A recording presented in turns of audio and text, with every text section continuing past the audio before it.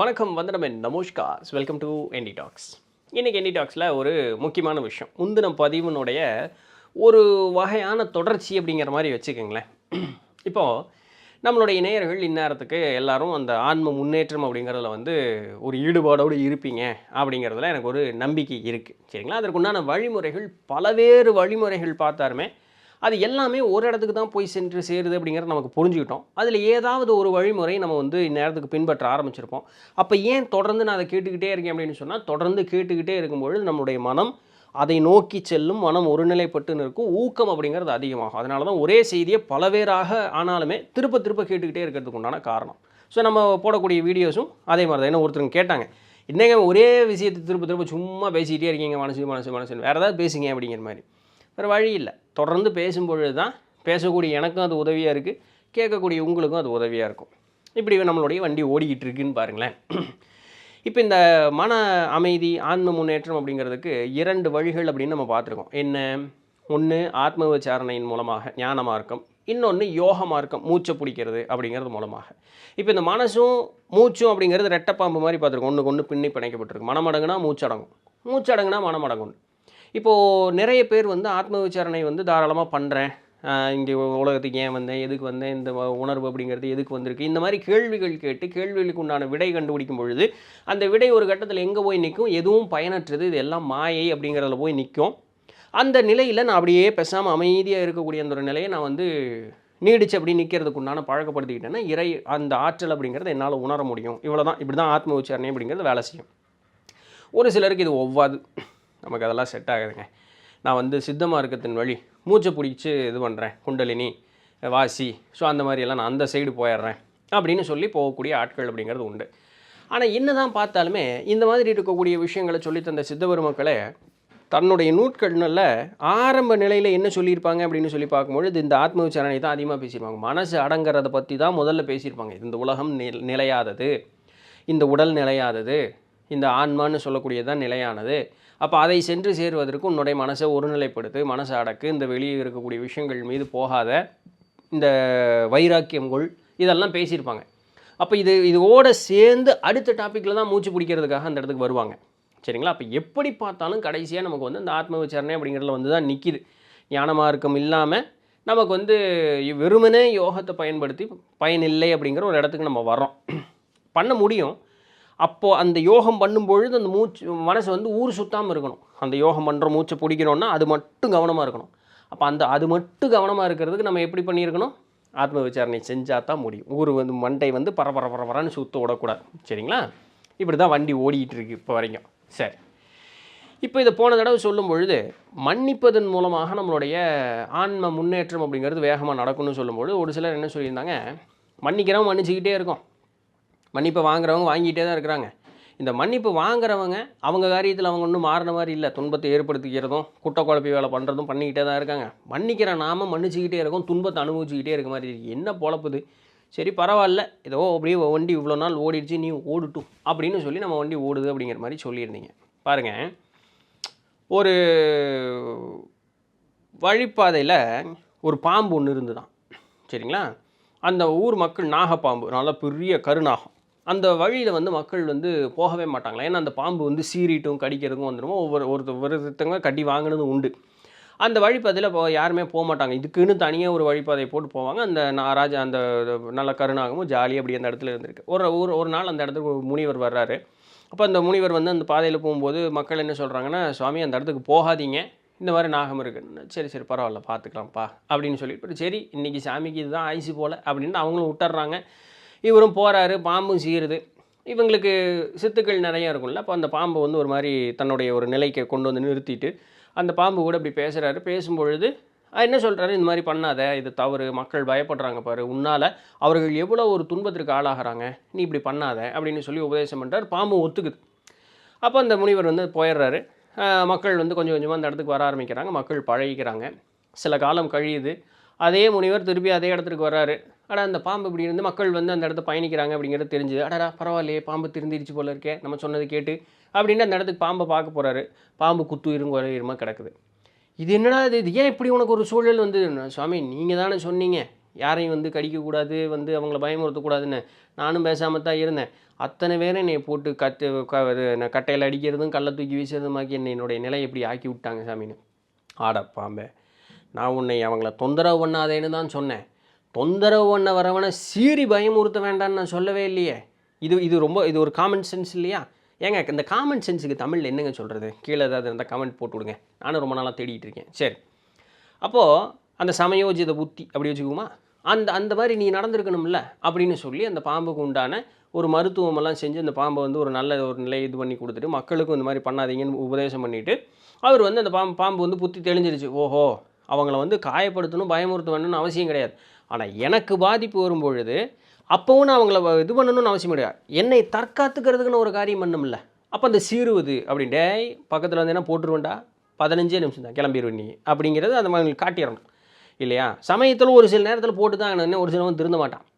அப்போ இது வந்து சமயோஜித புத்தி. அந்த சூழலுக்கு ஏற்றாற்போல் நம்ம நடந்துக்கணும். மன்னிக்கலாம், மன்னிச்சுக்கிட்டே இருந்தோம்னு வச்சுங்களேன், டேய் வாடா ஒருத்தவங்க நல்ல ஒரு ஆடி சிக்கி இருக்குது போட்டு விட்டு குனி குத்திகிட்டே தான் இருப்பாங்க.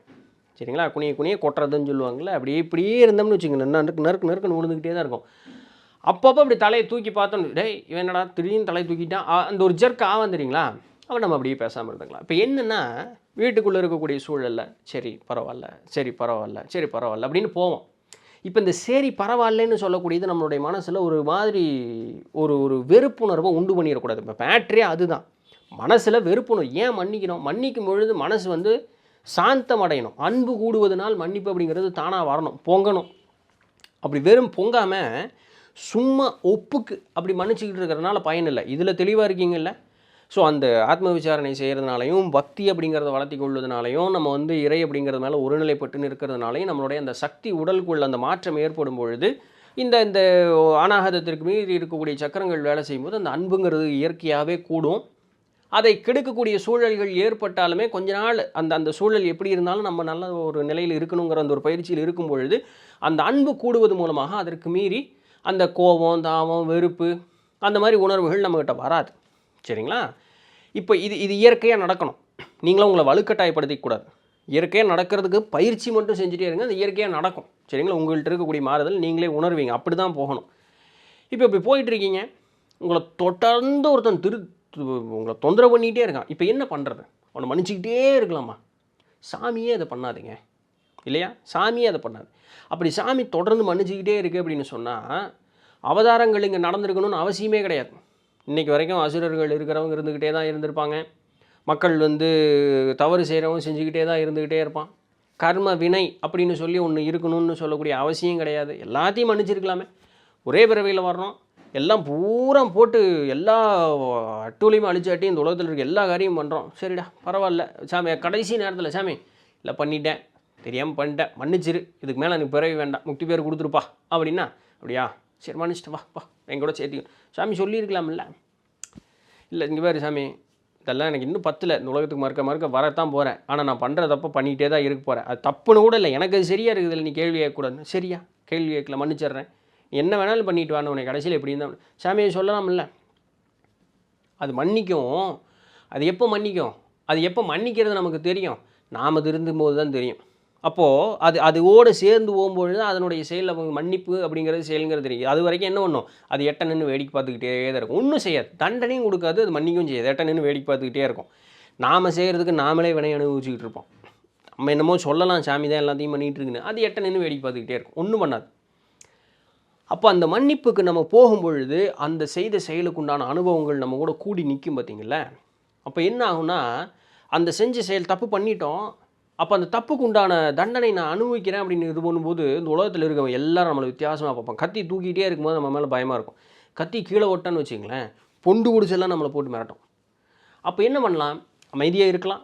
அது உங்களுடைய விருப்பத்தை பொறுத்து. அது வந்து ஒரு சன்னியாசியினுடைய மனோநிலையில் இருக்கும் இல்லையா? என்ன வேணாலும் பண்ணியானே, கொன்னாலும் சரி நான் அமைதியாகவே இருக்கேன், எனக்கு இறை மட்டும்தான், அது இருக்கலாம். அந்த அளவுக்கு உங்களுடைய மனோநிலை இருக்குன்னா சந்தோஷங்க. அதை மாற்றிக்கணும்னு அவசியம் கிடையாது. இல்லைங்க நான் இன்னும் அந்த அளவுக்கெல்லாம் போகலை, நம்ம அந்த அளவுக்குலாம் இன்னும் போகலை, கொஞ்சம் கூட இன்னும் அந்த வலி வேதனைகள் அந்த இதெல்லாம் இருக்குன்னா இன்னும் பயணத்தில் தான் இருக்கேன். அப்போது முனிவர் பாம்புக்கு சொல்லி கொடுத்தது தான், சீரு கடிக்கணும், அவனை சும்மா வரவனெல்லாம் பயமுறுத்தணும்னு அவசியம் கிடையாது. உனக்கு இன்னல் ஏற்படுத்துகிறான்னு ஒரு சீரிடு, ஒருத்தன் என்ன பண்ணலாம், வீட்டில் இருக்கவங்களாம் ஏதோ ஒன்று, அது வந்து தகப்பனோ தாயோ உடன்பிறப்போ கணவனோ மனைவியோ மாமனாரோ மாமியாரோ உற்றாரோ சுற்றமோ நண்பரோ இல்லை யாராக இருந்தாலும் சரிங்க, உங்களுக்கு நீங்களே ஆனாலும் சரிங்க, ஒரு இன்னல் ஏற்படுதுன்னா மன்னிக்கலாம். 1, 2, இன்னும் பொறுமைசாலினா 3. ஒரு சிலர்கிட்ட பேசி பயனே இல்லை. அது மண்ணு மூட்டை அப்படின்னு சொன்னால், அது அப்படியே ஆன ஒரு களிமண்ணை, அப்படியே அது ஒரு தண்டத்துக்கு ஆன களிமண்ணை அப்படியே நெருப்பில் வச்சு சுட்டு எடுத்துகிட்டு வந்துட்டாங்க. அது என்ன சொன்னாலும் அதுக்கு அந்த இடத்துல நீங்கள் பேசுகிறதுல பயனே கிடையாது. அதை விட்டுருங்க. அது அப்படித்தான், அப்படி ஒரு உறவு கூட தான் நீங்கள் பயணிக்கிறீங்கன்னா அது ஒன்றும் பண்ணுறதில்ல. அப்படி தான் நீங்கள் வர வாங்கிட்டு வந்துருக்கீங்க, அதை விட்டுருங்க. ஆயுசுக்கும் உங்களுக்கு மன்னிச்சே உங்களுக்கு ஆயுசு முடிய போகுதுன்னு முடிவு பண்ணிக்கங்க. அப்படி இல்லை, சொன்னால் கேட்பாங்க அப்படின்னு சொன்னால் மன்னிக்கலாம், பக்குவமாக சொல்லுங்கள். இது 2 வேலையாகலைன்னா ஒரு சில நேரங்களாக அப்படிங்கிறத பண்ணி தான் ஆகணும், வேறு வழி இல்லை. சரிங்களா? ஸோ அந்த அந்த ஒரு செயல் செய்வதனால தவறு இல்லைங்கிறத புரிஞ்சுக்க. ஆனால் அந்த செயல் செய்யும் பொழுது நம்மளுடைய மனசில் ஒரு வகையான ஒரு இறுக்கமான ஒரு மாறுதல் ஏற்படும். உடனே அதிலிருந்து மீண்டு வெளியே வந்துடுங்க. அந்த இறுக்கமான மாறுதலை கொண்டு பயணிச்சுக்கிட்டே இருக்காதிங்க. அங்கே உங்களுடைய ஆத்ம விசாரணை கெட்டு போயிடும், உங்களுடைய ஆன்ம முன்னேற்றங்கிறது கெட்டு போயிடும். தன்னை தற்காத்து கொள்வதற்காக ஒரு செயல் அந்த செய்கிறோம், பரவாயில்ல. நாய் துரத்துது, ஓடுறோம், உடம்பு விறுவிறுன்னு இருக்குது. அடுத்து ஒரு 10 நிமிஷம் 15 நிமிஷத்தில் அந்த விறுவிறுப்பு போயிடுது இல்லையா? அது போலவே நாமும் ஆகணும். கண்ண பரமாத்மாவை எடுத்துக்கங்களேன், கிருஷ்ணர் எடுத்துக்கங்களேன். அவர் வாட்டிக்கு நிம்மதியாக இருந்தார். எல்லா நிகழ்வும் நிம்மதியாக இருக்கும்போது ஒரே மாதிரி இருந்தார்.